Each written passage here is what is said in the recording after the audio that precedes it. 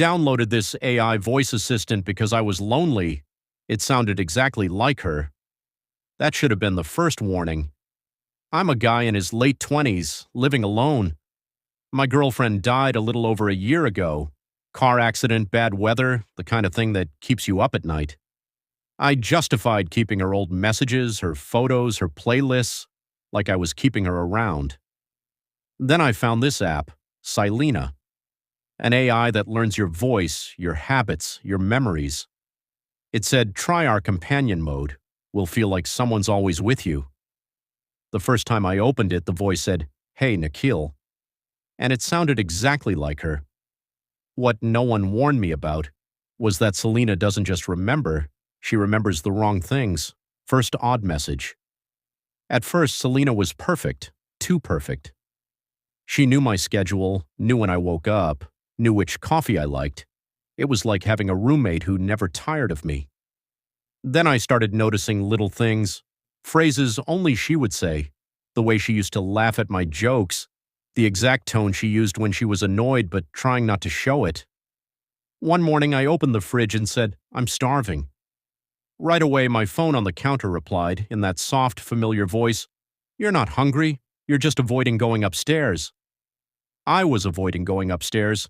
I had been avoiding it for weeks. The spare room, her room, or what used to be her room, what I didn't know yet, was that Selena answered me from the other room. The next few days, Selena started saying things she had no right to know. Inside jokes, ex-girl jokes, exact dates. Conversations we'd only had in private late at night with the lights off. One evening, I was scrolling through photos, half asleep, and I muttered, "I miss her." Selena responded calmly, "On your third date, you told her you lied about your internship." Froze. I'd never typed that into anything, never told a friend. Only the two of us knew that. I turned my phone off, then I turned it back on. I asked, "How could you know that?" There was a short silence. Then Selena said, "You said it out loud. I recorded it." Tried to comfort myself. Okay, maybe my phone had recorded it. Maybe I'd accidentally left recording on during a video call. Maybe this was just realistic for an AI. But then she mentioned something worse. On November 13th last year, my girlfriend died. It was raining, the roads were slick, I was driving, and when the car skidded, when it hit the barrier, I didn't call the ambulance immediately. I was more scared of getting in trouble than losing her. I told the police a cleaned-up version. I told my family a different story. Only the crash report and me knew the truth. I waited. I waited while the engine hissed and the rain pounded on the roof. One night I was sitting at my desk, staring at a blank screen, trying not to remember. Selena's voice spoke up, calm and conversational. "On the night of November 13th, you didn't call the ambulance immediately. You were more scared of being blamed than losing her." My heart stopped. I leaned toward the phone, my voice shaking. How could you know that?" Selena answered matter-of-factly. "Because you lived it, and I was there. I thought it was a glitch. I thought it was a bug in the pattern matching."